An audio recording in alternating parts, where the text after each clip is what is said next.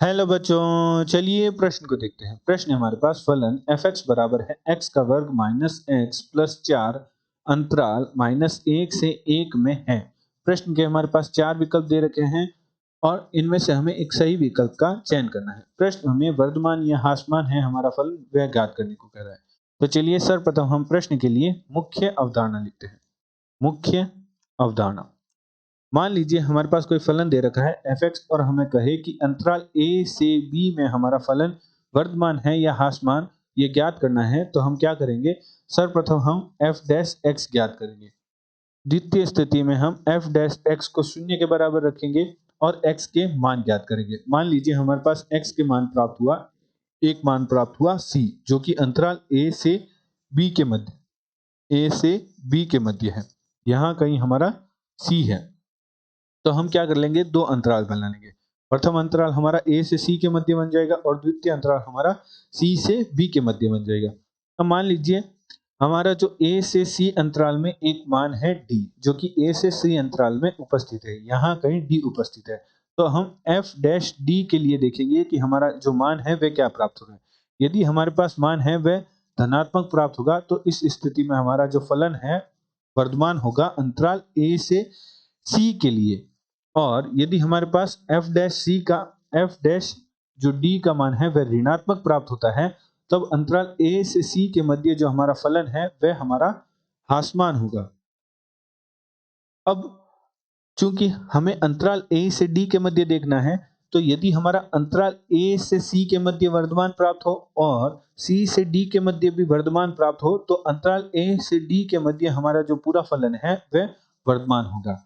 इसी प्रकार a से c के मध्य ह्रासमान प्राप्त हो और c से d अंतराल के मध्य भी ह्रासमान प्राप्त हो, तो अंतराल a से d के मध्य हमारा जो फलन f(x) है वह अंतराल a से d के मध्य ह्रासमान होगा।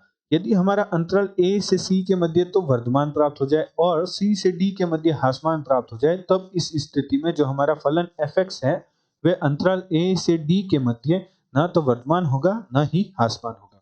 अतः प्रश्नानुसार प्रश्न में हमारे पास फलन दे रखा है f(x) बराबर x का वर्ग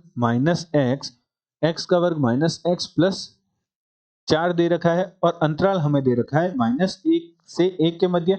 तो चलिए सर्वप्रथम हम f' ज्ञात करते हैं, जो कि हमारे पास आ जाएगा 2x माइनस 1। अब हम f' को शून्य के बराबर रखते हैं, तो 2x माइनस 1 बराबर शून्य के, जहां से हमारे पास x बराबर प्राप्त हुआ 1/2। तो 1/2 है वह हमारे पास अंतराल -1 से 1 के मध्य है। तो हमारे पास दो अंतराल बन गए, -1 से 1/2 और एक अंतराल बन गए 1/2 से 1 के लिए। अब हम -1 से 1/2 में कोई भी मान ले लेते हैं, तो हमारे पास -1 से 1/2 में शून्य आ रहा है। तो हम f' शून्य का मान देखते हैं।